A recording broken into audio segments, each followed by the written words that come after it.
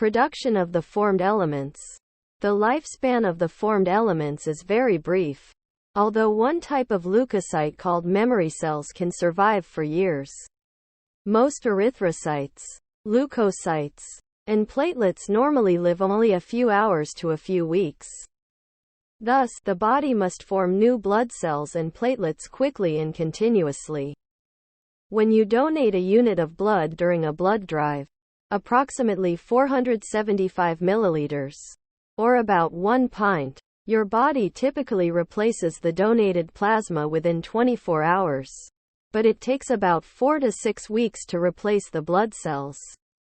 This restricts the frequency with which donors can contribute their blood.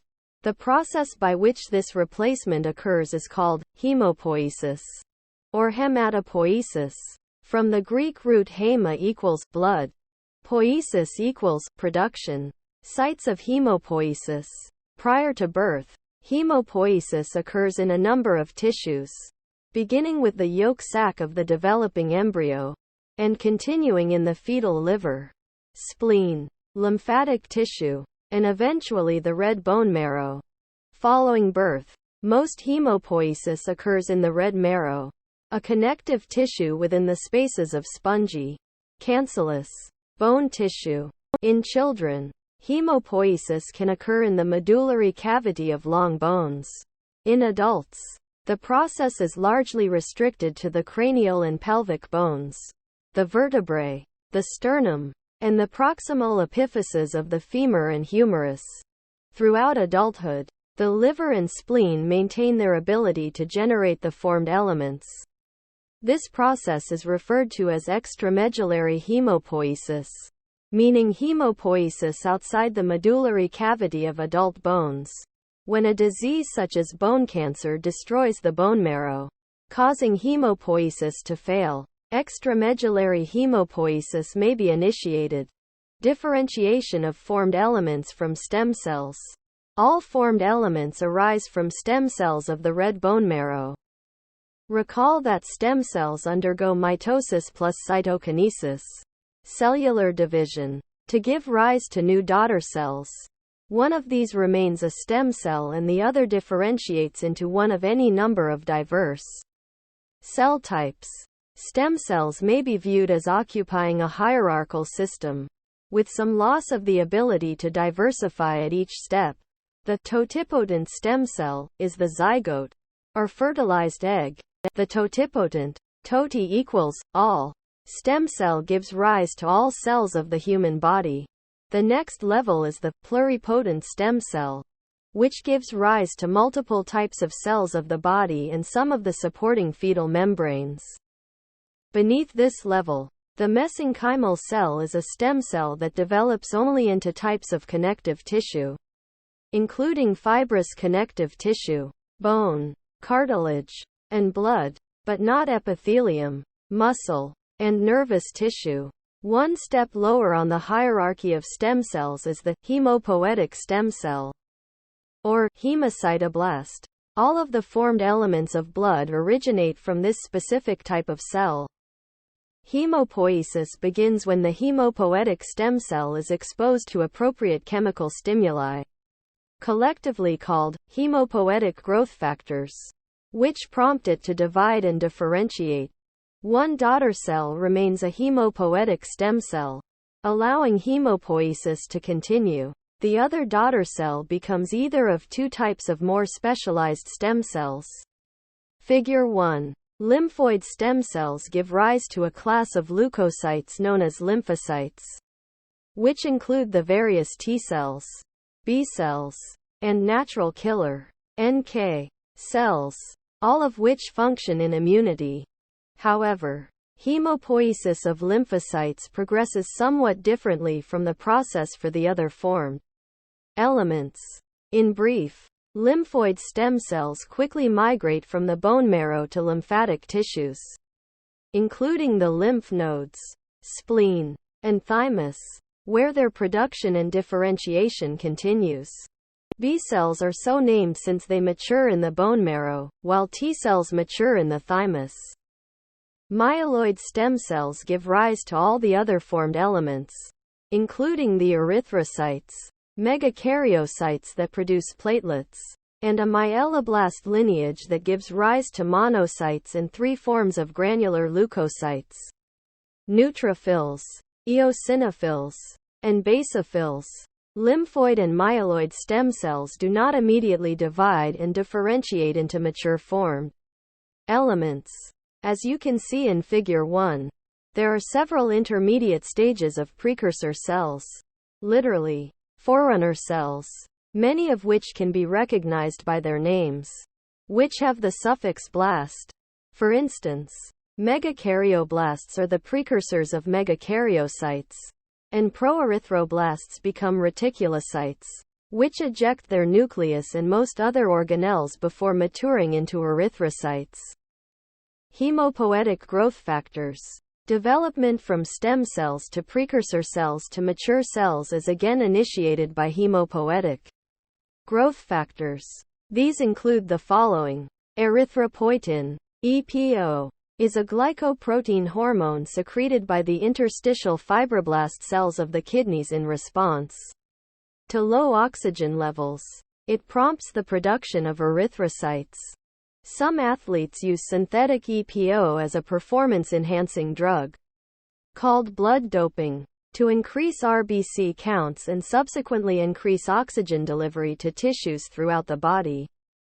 EPO is a banned substance in most organized sports, but it is also used medically in the treatment of certain anemia, specifically those triggered by certain types of cancer, and other disorders in which increased erythrocyte counts and oxygen levels are desirable. Thrombopoietin, another glycoprotein hormone, is produced by the liver and kidneys. It triggers the development of megakaryocytes into platelets. Cytokines are glycoproteins secreted by a wide variety of cells, including red bone marrow, leukocytes, macrophages, fibroblasts, and endothelial cells. They act locally as autocrine or paracrine factors, stimulating the proliferation of progenitor cells and helping to stimulate both nonspecific and specific resistance to disease. There are 2 major subtypes of cytokines known as colony-stimulating factors and interleukins.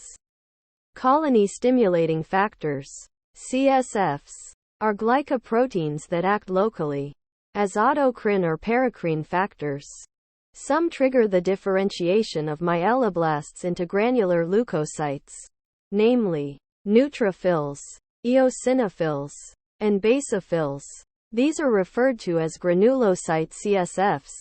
A different CSF induces the production of monocytes, called monocyte CSFs. Both granulocytes and monocytes are stimulated by GM-CSF. Granulocytes, monocytes, platelets, and erythrocytes are stimulated by multi-CSF. Synthetic forms of these hormones are often administered to patients with various forms of cancer who are receiving chemotherapy to revive their WBC counts. Interleukins are another class of cytokine signaling molecules important in hemopoiesis. They were initially thought to be secreted uniquely by leukocytes and to communicate only with other leukocytes, and were named accordingly, but are now known to be produced by a variety of cells including bone marrow and endothelium. Researchers now suspect that interleukins may play other roles in body functioning, including differentiation and maturation of cells, producing immunity and inflammation. To date, more than a dozen interleukins have been identified, with others likely to follow. They are generally numbered IL-1, IL-2, IL-3, etc. Everyday connection. Blood doping. In its original intent, the term blood doping was used to describe the practice of injecting by transfusion supplemental RBCs into an individual, typically to enhance performance in a sport. Additional RBCs would deliver more oxygen to the tissues, providing extra aerobic capacity, clinically referred to as VO2 max. The source of the cells was either from the recipient, autologous, or from a donor with compatible blood. Homologous. This practice was aided by the well-developed techniques of harvesting, concentrating, and freezing of the RBCs that could be later thawed and injected, yet still retain their functionality.